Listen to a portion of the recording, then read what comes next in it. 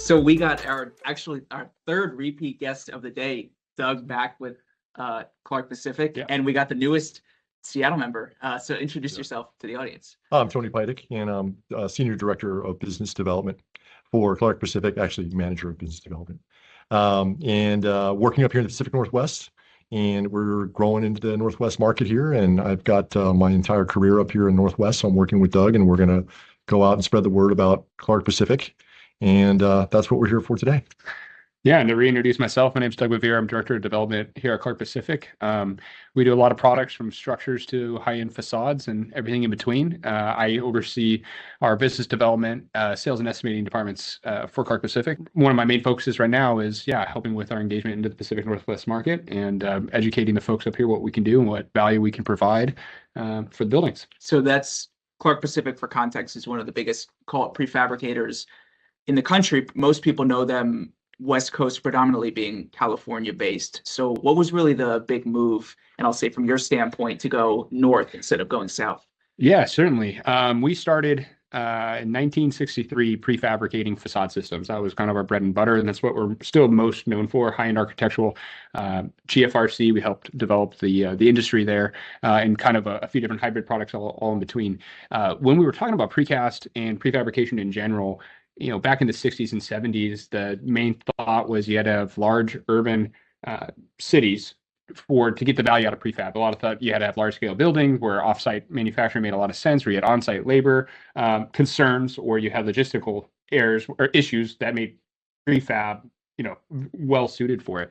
What we've seen over the last, I would say, 5 years is that a lot more prefab has been pushed to more urban environments and more building systems. So not just high-rise buildings that have site constraints, but the value of having two different job sites where you can accelerate your schedules and offer more value to the end user. I mean, that's transcendent from a job site in middle of nowhere Utah to Boise to the big cities like San Francisco, LA, San Diego, which were our core markets. And then in addition, I'll add, and Tony can kind of highlight why the Pacific Northwest, but precast are very high performing facade systems and structures.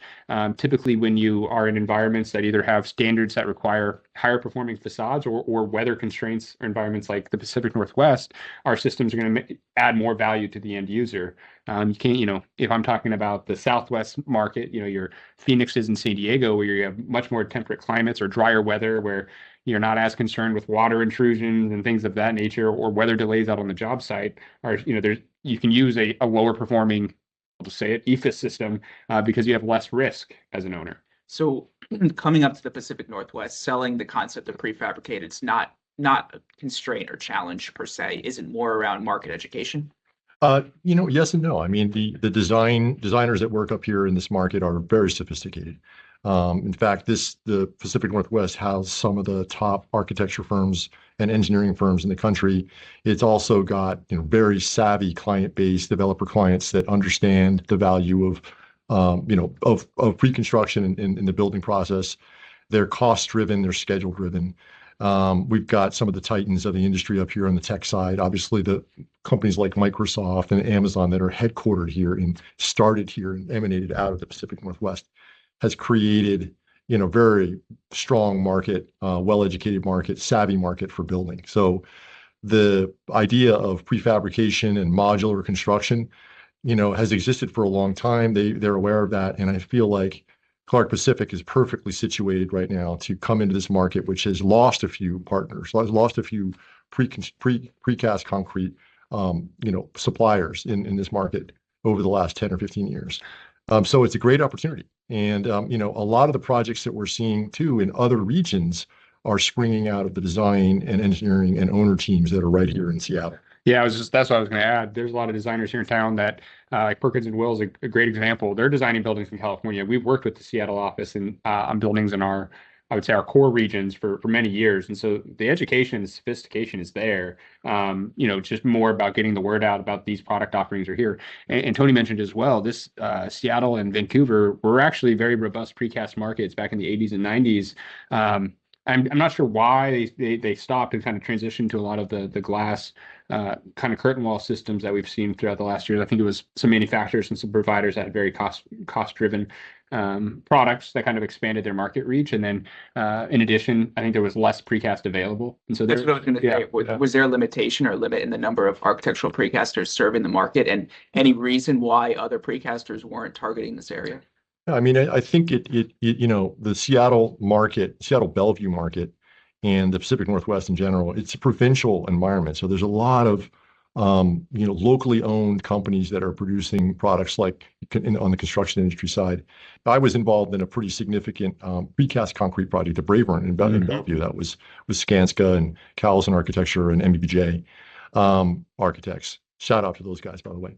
That was all precast. And, we worked with a local precaster on that who no longer is in business. So they've just gone away for various reasons. Some of it might just be generational. It could have been the pandemic, and some of the downturn might have affected the economics of it.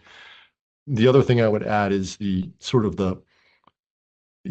how our weather up here drives some decisions on how to facade a building. EFIS has not performed well up in the Northwest due to the marine climate and some of the issues associated with just how EFIS has performed. And some of that is related to the product, some of it's related to the installation. But that sort of influenced, I think, the rise of curtain wall systems up in this area, the high-rise market. So I feel like now with the energy code sort of evolving the way it is, people are wanting to take a stronger look at our products, our prefabricated precast, high-performance facade products, because of their resilience and their energy code performance now with the changing energy code and thermal bridging and things of that nature. It's a durable, resilient product. It's got a long warranty period. It's low maintenance. So building owners over time are finding out now the cost of maintaining these buildings is significant. And over time, as you try to just maintain the skin of the building, wash it, clean it, the sealants. So there's a lot of really great reasons why our precast facades make a lot of sense.